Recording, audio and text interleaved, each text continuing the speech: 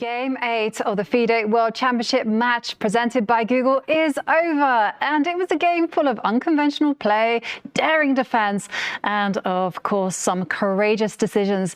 It starts off with Ding going for one of the opening moves he hasn't tried, the English c4, and then Gukesh, unsurprised, reacted with e5, and then after knight c3, the first small surprise with bishop to b4. So Gukesh already starting to steer the game into lesser-known waters. Yeah, and Gukesh with the first surprise, a few moves down the line, the bishop dropping back. This isn't the most popular move, but it was later that his idea was revealed. White here, fianchettoing a trade, knight for bishop, and here, black playing a very surprising plan. Pawn to f6. He's actually just building a big pawn center pretty much by force here. White has the bishop pair, but black is just in time. There we go. After attacking a pawn, pawn to d5, and this is a beautiful pawn formation. Jovanka and Gukesh got a strong middle game. He certainly did, and it's all because of the fact that it's not very easy for White to actually come up with a mode of challenging Black's central pressure. And there you see Ding just developing b3, a5, two of the funny moves on the board. And now it's roundabout here where Ding starts taking radical means in order to resolve the tension in the center.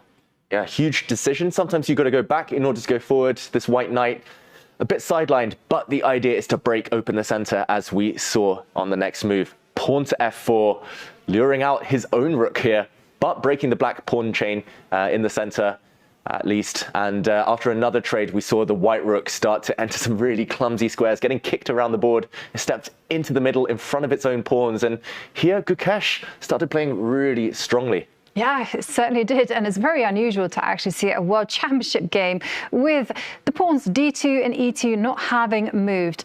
And after the bishop retreated, it was under attack. d3 consolidated absolutely everything, and it's roundabout here where Gukesh really starts to amp up the pressure.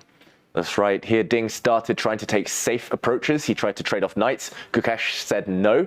And after a trade of rooks, a slip maybe from Ding, a misstep here, sliding across with his rook, allowing a powerful pawn break, pawn to b5.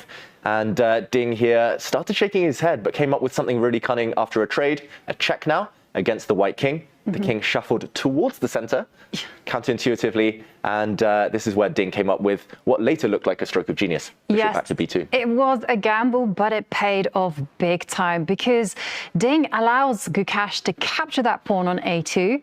And here, this is the whole point, that the bishop will come forward and attack the queen, counterattack, and there is only one move for Gukesh to actually preserve his advantage, and it's really abnormal.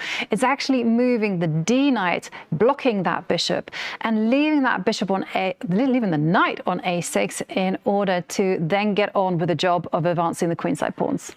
Yeah, and ultimately it was a case of the wrong knight. He chose the other knight, and suddenly the advantage switched hands.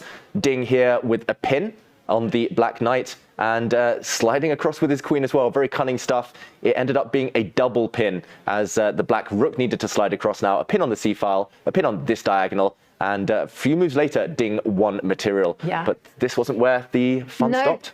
Just going to point out that knight to e1 would have been a winning move for Ding.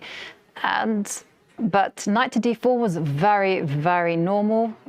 Would have won, just making sure that there are no checks on the back rank later in some key variations. Knight d4 normal, as you say, Jovanka. Very normal, very natural, just putting pressure against the bishop.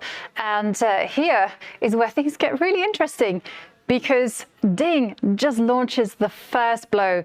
There you see lobbing his knight into c6. Yeah, now there's too much pressure on this black knight. Gukesh needs to limit the damage. He gave up his rook for the knight, and once the dust settled, it was white with the material advantage. A rook for knight. Black does have a pawn, however, and two very dangerous pawns.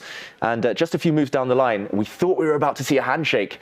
In this position, we started seeing a dance between the queens, black's queen jumping in, white's queen blocking, the queen retreating, white's queen offering a trade. But after some twists and turns on move 41, after the players had been given more time, Gukesh shocked us all, shocked Ding. He did. It was an incredibly gutsy decision. He decides to play on, sacrificing a pawn. The rook must block the check, and now the queen dives back to e6. And here, it just looks like white is the one making progress. After all, you can come up and give a check and then grab the pawn. And this is what transpired. The black B pawn, however, extremely strong, and white just not quite in time to coordinate the pieces. If white gets one more move, the bishop dropping back, undermining this black knight. If the queen drops back, if the white rook ever lands on c7, for example, this would have been game over. White would be winning, but Gukesh here came up with some very accurate moves. He brought his queen back to the center. He jumped in now with his queen. Some huge threats, Jovanka. Yeah, and there you can see that the game quickly ended after Ding just offered a queen up for exchange. And now there you see with the pawn advancing, a nice little tactical flourish to take it to an opposite color bishop endgame. And with it, it's going to be a draw. Ooh, quite the game, full of adventure. Can't wait to see what game 9 will bring tomorrow.